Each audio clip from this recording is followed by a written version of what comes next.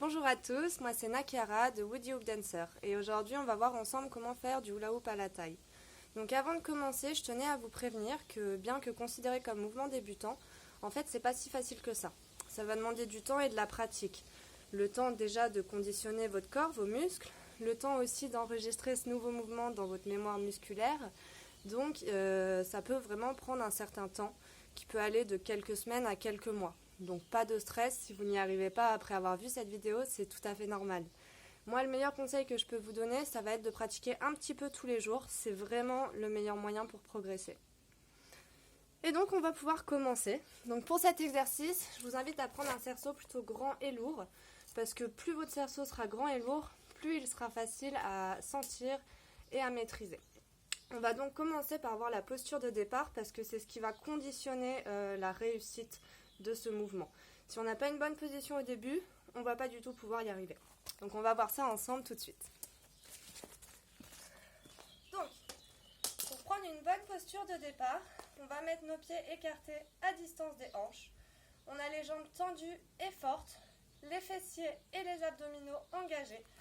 On va venir rétroverser un petit peu notre bassin comme ceci, afin d'aligner notre colonne vertébrale et donc de ne pas se blesser au niveau des lombaires.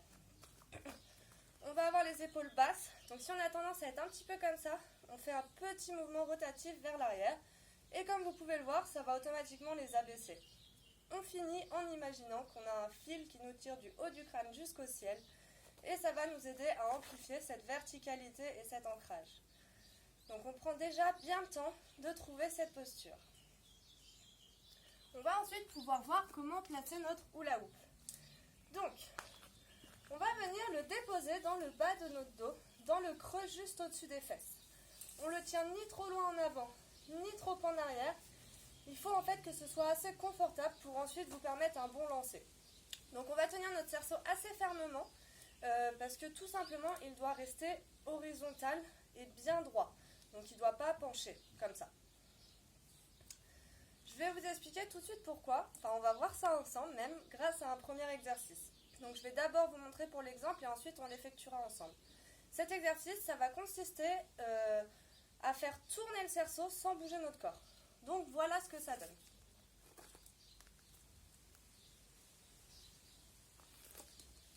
Si je vous fais faire cet exercice, c'est pour deux raisons principalement. Ça va vous permettre de ressentir l'inertie du hula hoop.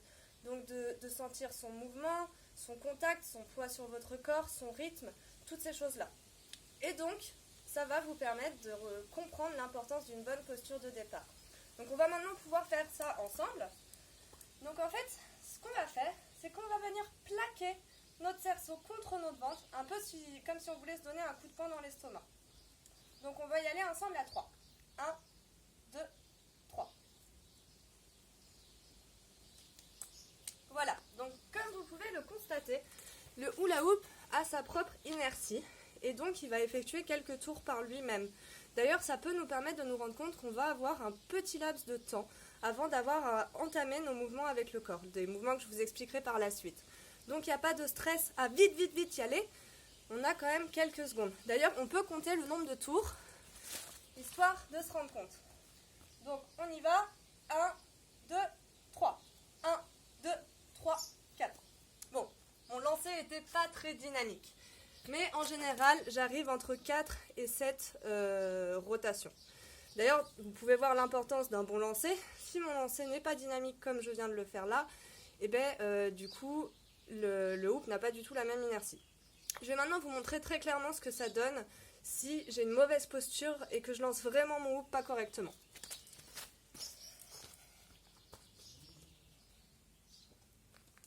Bon, j'ai un petit peu trop l'habitude pour y arriver. Et voilà. Concrètement, il va tomber beaucoup plus vite et vous allez pouvoir sentir que sa rotation est vraiment moins bonne. Je vous invite donc à faire cet exercice autant de fois que ce sera nécessaire pour vraiment être à l'aise avec ça. L'idéal, ce serait aussi de déjà vous entraîner à le faire dans les deux directions. Parce que c'est très important de travailler toujours les deux côtés de son corps et dans les deux directions. Tout simplement pour ne pas muscler un seul côté et donc créer des déséquilibres à long terme, mais aussi parce que ça pourra vous être utile plus tard dans votre pratique et à ce moment-là, ce sera peut-être frustrant de devoir tout réapprendre alors que vous avez envie d'aller de l'avant. Donc maintenant qu'on a vu la position du corps, la position du cerceau, on va pouvoir faire un deuxième exercice où on va voir le mouvement de notre corps.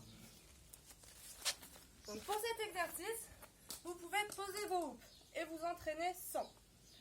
Donc contrairement à ce qu'on a tendance à penser, faire du hula hoop, c'est pas faire des mouvements circulaires comme ça, pas non plus de haut en bas.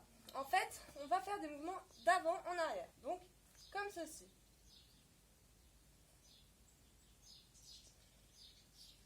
L'avantage, c'est que j'imagine que vous pourrez aisément trouver une métaphore pour ces mouvements de va-et-vient. On peut aussi imaginer que quelqu'un a accroché une corde à notre nombril et va donc venir nous tirer et nous pousser.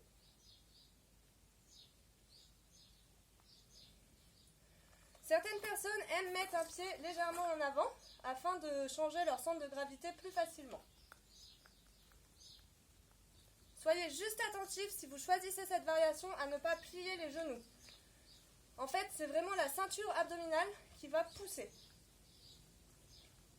Ce qui va se passer, c'est qu'en fait, on va avoir avec notre hula hoop 2 points de contact qui vont permettre d'entretenir sa rotation. Parce qu'on va toujours pousser dans la direction opposée au hoop. Donc quand il arrive sur mon ventre, je le pousse vers l'avant. Et quand il arrive dans mon dos, je le pousse vers l'arrière. Certaines personnes préfèrent aller côté-côté. Puisque ce qui est important, comme je vous le disais, c'est les 2 points de contact. Donc au final, peu importe, avant, arrière ou droite-gauche, c'est vraiment à votre convenance. Donc je vous invite à essayer ces différentes variations et puis tout simplement voir ce qui est le plus confortable pour vous. Et si vous êtes prêts, et bien maintenant on va pouvoir mettre tout ça ensemble et donc faire tourner notre hula hoop autour de notre taille. Si vous n'êtes pas prêts, n'hésitez pas à mettre pause dans la vidéo ou même à y revenir plus tard. Donc, on va reprendre une bonne posture. On prend le temps de bien s'ancrer dans le sol, de se tenir bien droit. On rétroverse notre bassin, on engage nos abdos, nos fessiers. On a les épaules basses, la tête haute. On va venir déposer notre hoop dans le bas de notre dos et on le tient bien fermement. Donc, on va lancer nos hula hoops ensemble. Et ensuite, on va entamer nos mouvements de va-et-vient ou droite-gauche. Donc à 3, on y va. 1, 2, 3. Et on commence nos mouvements d'avant-arrière.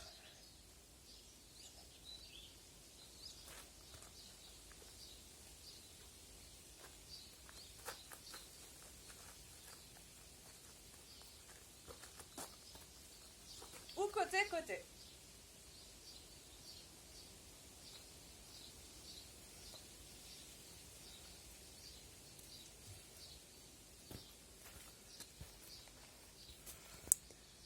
Quelque chose de très important aussi, ça va être d'accorder de l'importance à votre respiration, du moins d'y faire attention.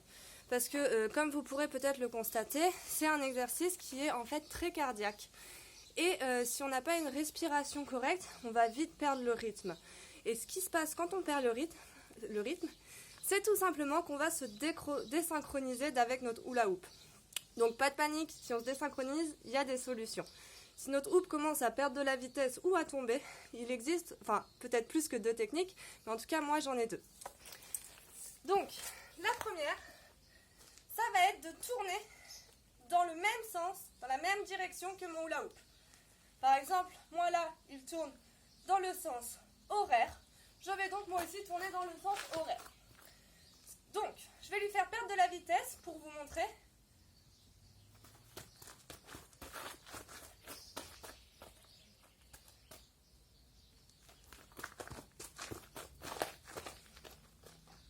Donc, comme vous pouvez peut-être le voir, il tourne beaucoup plus vite après que j'ai effectué quelques rotations sur moi-même. Donc en fait, ces rotations, elles vont permettre de reprendre de la vitesse, donc l'empêcher de tomber plus bas et pouvoir reprendre un contrôle sur le rythme. La deuxième solution, c'est un petit mouvement que je vais vous montrer. On va donc plier nos genoux et faire un petit déhanché tout en retendant les jambes. Tac. Donc je vais vous montrer ça tout de suite en pratique.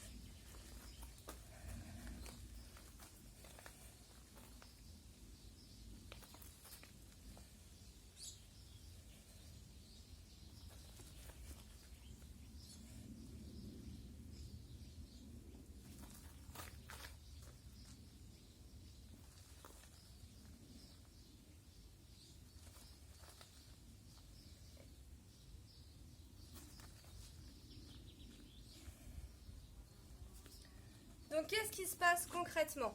En fait, quand mon cerceau va descendre, par exemple s'il se retrouve à peu près au niveau de mes fesses, déjà, le fait de plier les genoux, comme vous pouvez le voir, ça va le remettre à peu près en position.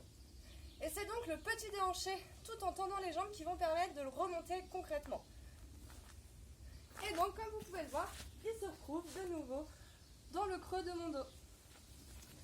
Donc évidemment, ça aussi, c'est pas un mouvement si facile. Quand je le fais, ça a l'air hyper simple parce que je le fais depuis des années. Mais c'est pas intuitif et ça va aussi vous demander du temps et de la pratique. Donc surtout, pas de panique. On va donc pouvoir passer à la troisième et dernière étape de ce tutoriel. On va voir qu'est-ce qu'on fait avec nos bras. Parce que bon, du coup, quand on fait tourner notre houppe à la taille, on a un peu tendance à les oublier. Et on peut se retrouver dans des positions un peu étranges, comme par exemple les ailes de poulet, ou ce qu'on appelle aussi les bras de T-Rex. Donc vous pouvez peut-être constater là que c'est pas très esthétique. Donc en fait, je vais d'abord vous inviter à trouver une position dans laquelle vous êtes à l'aise. Voilà, ça peut être comme ça,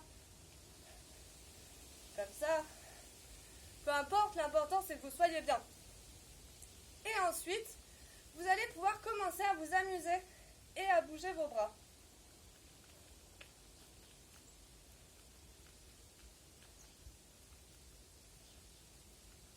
Et l'avantage de cet exercice, en plus du fait que vous allez pouvoir commencer à vous amuser et à danser, c'est que ça va vous permettre d'oublier le cerceau sur vos hanches. Et donc, je parlais tout à l'heure de la mémoire musculaire, c'est ce qui va permettre, entre autres, de l'inscrire dans votre inconscient et donc ensuite d'être capable de l'effectuer tout en faisant plein d'autres choses.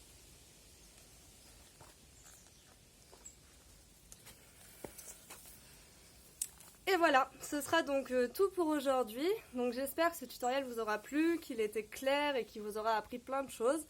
Si vous avez des questions, n'hésitez pas à les poser en commentaire ou à m'envoyer un petit message, ça me fera super plaisir d'y répondre.